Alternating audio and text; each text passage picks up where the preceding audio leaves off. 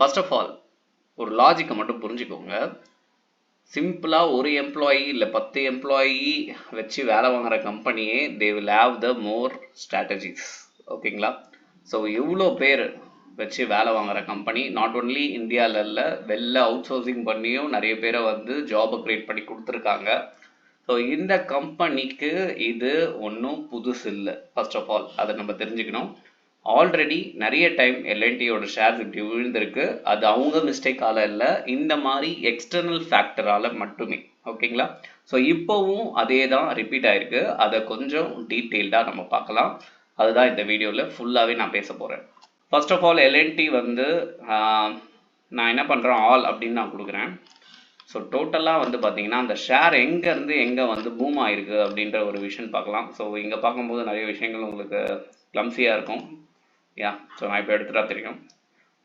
எல்என்டியோட share உள்ளே வரும்போது 40 ரூபாய். So reality of the thing, 40 ரூபாயிலிருந்து ஒரு ஷேர் கிட்டத்தட்ட 5000% ஏறி இருக்கு. ஓகேங்களா? விச் மீன்ஸ் இந்த நம்பர் 5000% அப்படின்றது சும்மாலாம் கிடையாதுங்க. நம்ம ஒரு 8%க்கு எப்படியில் போடுறோம், இல்லை ஒரு 9%க்கு இதை